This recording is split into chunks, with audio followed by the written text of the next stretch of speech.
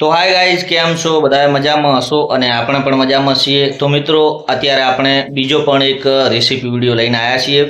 અત્યારે આપણે રેસીપી વિડીયોની અંદર બનાવવાના છે બટાકા વડા. તો ચલો હું તમને બતાવું બટાકા વડાની આખી પ્રોસેસ અને કેવી રીતના બનાવવાના, શું હોય છે, કેમ હોય છે.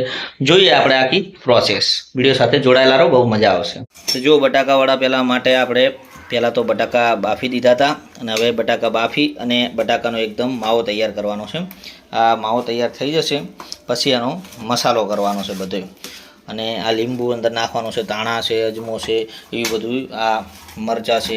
પછી આમાં ક્રશ કરેલી બીજી વસ્તુ જે છે ધાણા મરચું, એ બધું આમાં નાખવાનું છે. હાલ સ્ટાર્ટ. મરી નાખ્યા મસાલામાં પેલા સ્વાદ પ્રમાણે મીઠું, મરચું, હળદર, ગરમ મસાલો નાખો, ગરમ મસાલો,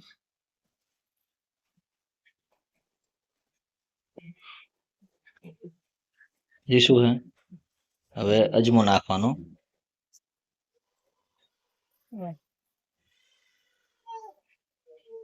જોઈને અજમો હવે આવશે સૂકા ધાણા. નાખો પછી ચટણી મરચાં, હવે ચટણી, લીલા મરચાં, લસણ, હવે લીંબુ. લીંબુનો રસ.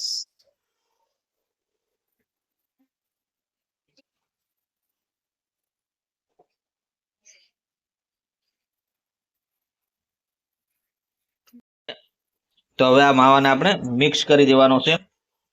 હવે આ માવાને એકદમ મિક્સ કરી દેવાનું. આપણે મિક્સ થઈ જશે અને પછી એના દડા બનાવી દેવાના છે, નાના નાના નાના હુપારી જેવડા જેવડા.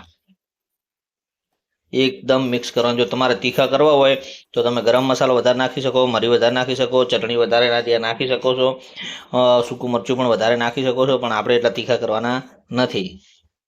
અને હવે આને બનાવી દઈશું આપણે દડા સરસ મજાના.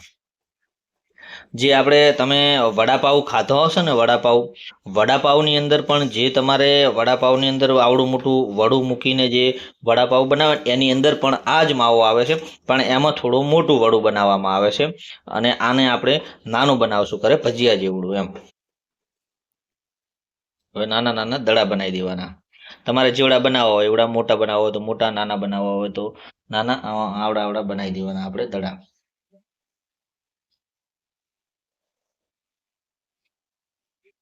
તમે આની અંદર હવે બેસન મિક્સ કરી નાખો અને પછી તમે આને વણી નાખો તો પછી બેસન પૂરી પણ થઈ જાય. અને બેસન પૂરી પણ તમે કહી શકો. આલુ પરોઠા બનાવો એની અંદર પણ સેમ આવો જ માવો આવે. અને બટાકાવાળામાં આવો આવે.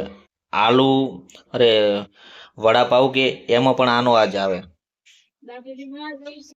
તો આપણે બટાકાવાળાના દડા બનાવી દીધા છે કમ્પ્લીટ ગોળ. અને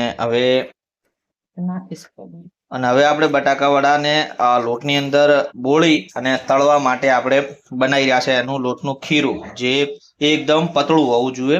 અને આ બાજુ આપણે કઢી બનાવવા માટે લોટ પલાળી નાખ્યો છે, પાણીમાં લોટ પલાળી મૂક્યો છે આપણે.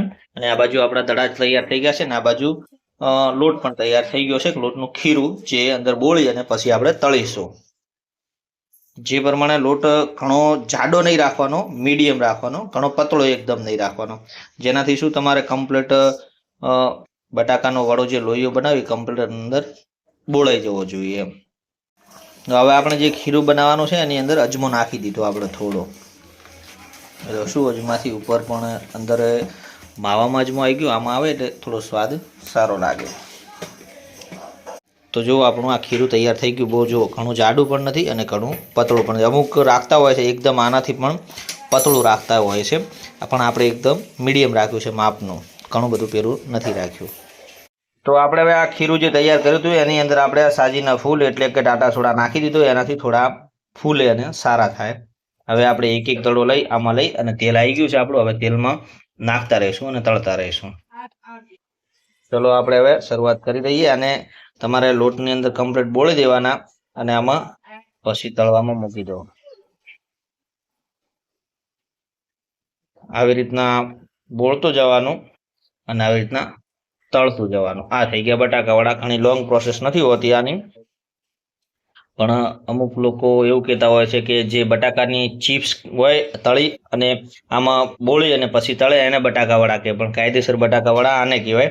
એને બટાકાવડા ના કહેવાય, એને બટાકા કાતરી ભજીયા કહેવાય. અને આ ઓરિજિનલ બટાકાવડા. તો ચલો આપણા બટાકાવડા થવા લાગ્યા છે.